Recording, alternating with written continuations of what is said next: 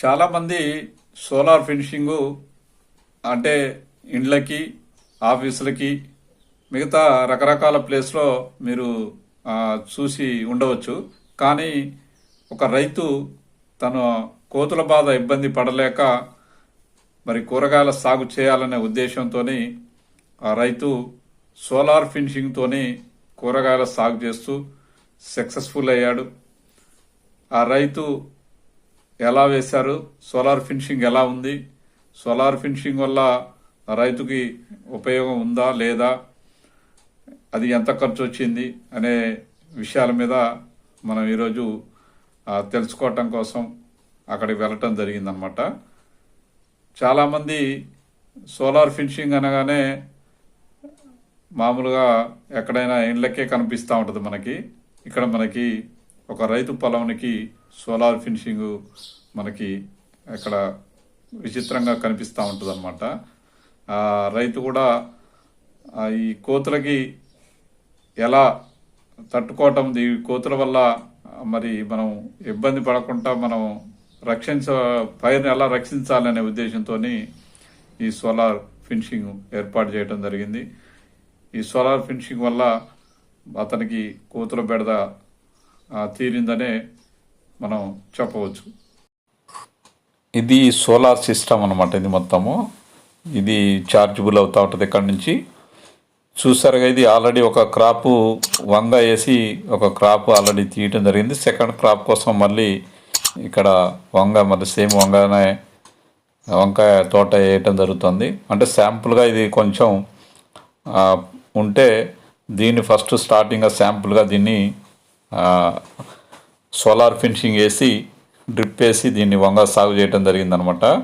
వంగ దీంట్లో మంచిగా ఒక 1 year మట్టికి సక్సెస్ఫుల్గా వంగ రావటంతో మళ్ళీ ఈరోజు ఈ సంవత్సరం వేసిన మిర్చి సరిగా రాకపోవటం, అంతా గజ్జి ముడతతో ఎండి తెగులతోని ఆ పంట పోవటంతో దాన్ని కూడా వేయాలనే ఆలోచనతో నెక్స్ట్ తనకున్న వేరే పొలం కూడా దాంట్లో కూడా సోలార్ ఫినిషింగ్ వేయటం జరిగిందనమాట.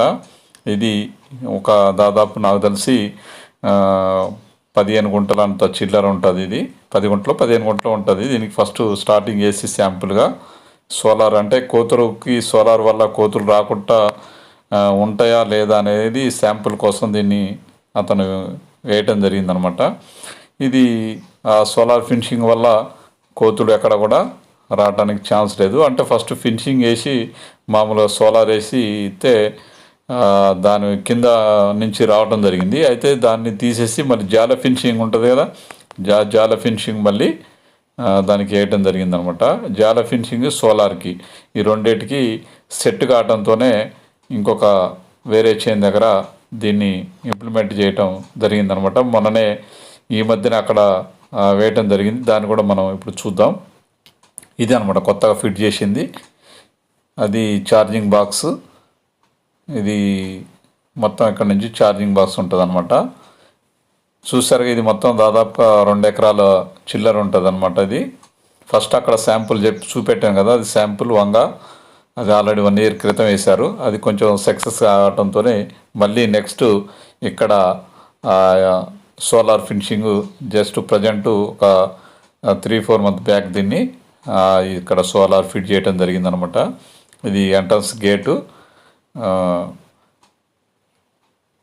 అక్కడ మీకు గోడ ఎంతకని డౌట్ రావచ్చు. దాని లెవెల్ మొరం పోసి అవతలికి లెవెల్ పోయటానికి అది గేట్ అనమాట, ఎంట్రన్స్ గేటు. ఇక చూసారు కదా, జాలి తర్వాత జాలి ఫినిషింగ్ జాలి అనమాట. రాళ్ళేసి ఫినిషింగ్కి జాలి ఫినిషింగ్ దొరుకుతుంది మనకి, కాకపోతే కొంచెం కాస్ట్లీ. తర్వాత ఇది ఛార్జింగ్ అనమాట. ఇక్కడ నుంచి మనకి ఛార్జింగ్ అవుతుంది బ్యాటరీ. అంటే దాదాపుకి ఇది 10 ఎకరాలకు కూడా సేమ్ ఒకటే ఇదే ఛార్జర్ వస్తుంది. ఎకరానికైనా, అర ఎకరానికైనా, 10 ఎకరాలకైనా ఛార్జర్ ఇదే. కాబట్టి మనకి ఛార్జర్లో మనకి పెద్ద రైతులు వేసుకుంటే కొంచెం మనకు అది సేఫ్టీ. చిన్న రైతులు వేసుకున్నా కానీ అది కంపల్సరీ మనం ఆ ఛార్జరు అమర్చుకోవాల్సిందే. ఇది అనమాట సోలార్ ఫినిషింగ్.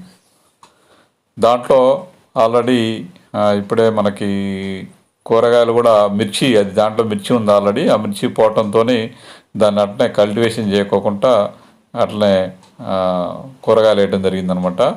చూసారా, కార్నర్స్ కూడా మంచి పగడబందీగా ఫిట్ చేయటం జరిగింది. ఎక్కడ కూడా మీకు కోతులు పోయే ఆస్కారమే లేదు, మనుషులు కూడా పోవటానికి ఆస్కారం లేదనమాట. పైన మనుషులు పైన కరెంటు అది షార్ట్ కొడుతుంది అనమాట. సోలార్ ఫినిషింగ్ అంటే మనుషులు చనిపోరు, కాకపోతే షార్ట్ అయితే కంపల్సరీ కొడుతుంది. అది దాన్ని ముట్టుకోవటానికి టచ్ చేయడానికి లేదు. పైన కింద జాలికి రాదు. పైన ఏదైతే మనకి ఆ 4 తీగలు కనబడుతున్నాయో ఆ 4 తీగలు కంపల్సరీ పైన మాత్రం సోలారు కరెంట్ ఉంటుంది. దానికి మనుషులు కానీ ఎవరు కానీ ముట్టుకోవటానికి వీల్లేదు. చూసారుగా, మిరపలనే బెండ వేయటం జరిగిందనమాట. బెండ కూడా ఆల్రెడీ కాపుకి వచ్చేసింది. ప్రజెంటు ఇప్పుడు కాపు వచ్చేసింది, కటింగ్ కూడా వచ్చేసింది. కొంత బెండ, ఇదంతా బెండ వేయటం జరిగిందనమాట. మామూలుగా కొన్ని అక్కడక్కడ మిరపపండ్లు ఉంటే వేరేసి ఆల్రెడీ దాంట్లోనే డైరెక్టు అదే బోదలకి వేయటం జరిగిందనమాట. చూసారుగా ఫినిషింగ్ ఎంత పకడబందీగా, అంటే ఒక పోల్ వదిలిపెట్టి ఒక పోల్కి వాళ్ళు యాంగులర్ ఫిట్ చేయటం జరిగిందనమాట. ఫిట్టింగ్ కూడా చాలా అంటే బాగానే ఉంది, గట్టిగానే ఉంది. ఎక్కడ కూడా మనకి ఇబ్బంది ఏం లేదు. చూసారుగా బెండ, ఇది మొత్తం బెండ అనమాట. చూసారుగా జాలి ఎలా ఉందో, చుట్టూ కూడా మొత్తం జాలి ఉంటుంది మీకు.